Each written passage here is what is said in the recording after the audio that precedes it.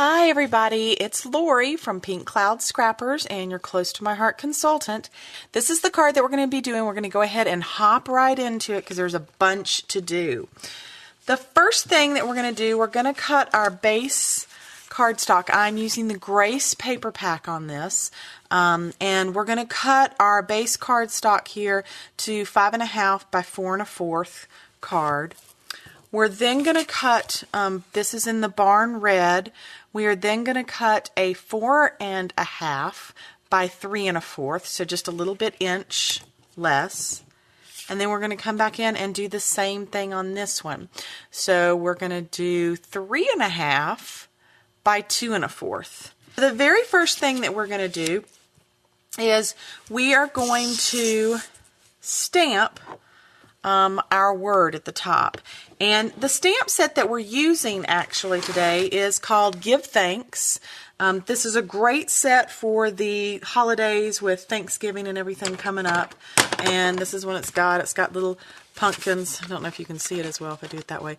Little pumpkins and cornucopia and fruit and thankful and so on.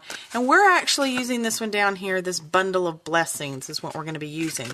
But we don't want it to say bundle of blessings. We just want the blessings off of it. So the great thing when you're using the My Acrylic stamps is that you can kind of choose which part of the stamp you want to use on it. And so we just want to do the blessings portion here, and we're going to take it and wrap around the rest of it on this that we don't use that portion of it. Okay? And then we're going to get our chocolate ink. And we're just going to open that right up, ready to use. You can tell where I was sponge daubing with it on the top.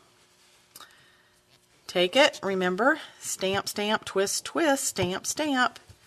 And we're just going to line it up to say blessings on it. Okay, just like that. Easy enough.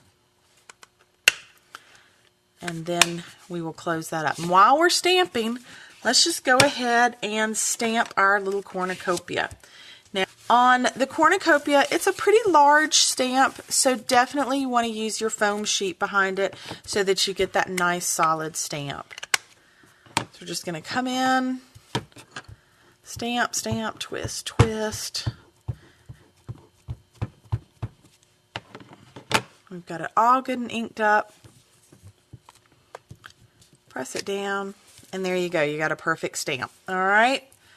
First thing that we're going to do is we're going to color this in with our watercolored pencils. Let me get these out of the way for just a minute while we're doing that.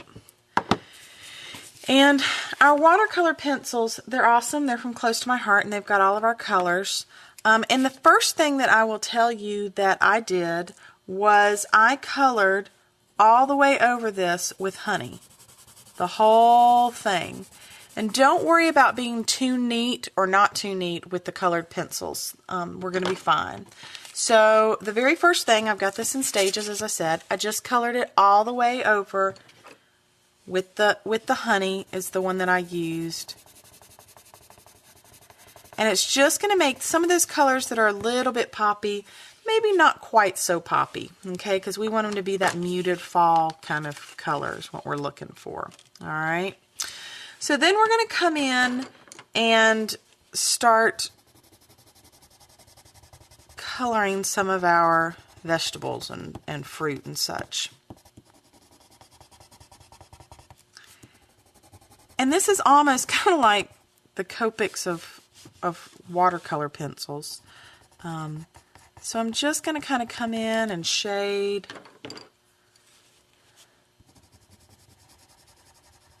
And I don't have to be too exact with it. Okay, so we're going to go ahead, finish that up, and when you get it all finished up through the magic of video, we've got it just like this. So if you can see this, I'm going to hold it up there close.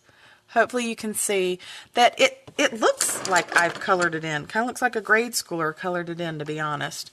This is where our handy dandy blender pen comes in. Thank you, blender pen.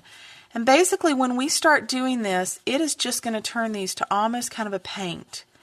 And we can just go in and shade. And even the blueberries, I've added some brown to those so that those won't be so poppy on the blue. and we're just going to shade it right up. All right. So now when you get through, you have this, which is really finished nicely. It's all shaded, and it's got different tones on it. It just turns out really, really beautiful. Okay, so we're ready to do that. Then the next thing that you would do is you would start cutting it out.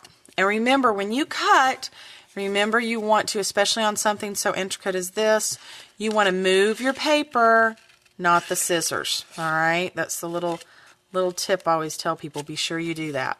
So pretend like I did it really quick. Wow, she's so fast. And look, she has done the little cornucopia. So now what we were going to use is we're going to use a product that's called Liquid Glass. And this is one of Close to My Heart's top sellers. It is absolutely phenomenal. You can use a little or you can use a lot. But when you do this, it's got a really fine little nib on it. And some people like to paint this on. I'll be honest, I just kind of like to color it. You're just going to color that in just like that. And then I have one here that I've colored, and I'm going to be real honest, I was getting antsy and wanted to do the video, so it's really not dry yet. But as you can see, it gives it that nice, finished, glassy look to it, and it seals everything. So, okay, so now we're going to set our rivet on our barn red piece, and what we're going to be using for that is our silent setter. This is a great tool. It's got 4 little attachments that go in with magnets, and the first thing we've got to do is we've got to get our hole for our little rivet, silent set rivet to sit down in. So I'm going to line it up on my little grid so I kind of know where I'm going, and all you've got to do with this is just rotate it just like that, and it'll come right in and take out that little hole just like that. It's really easy. And then we're going to grab 2 little chocolate rivets here and little fat fingers. Okay, so we're going to put that over just like that, and then we're actually have our little silent setter pad that I'm not using the way I'm supposed to.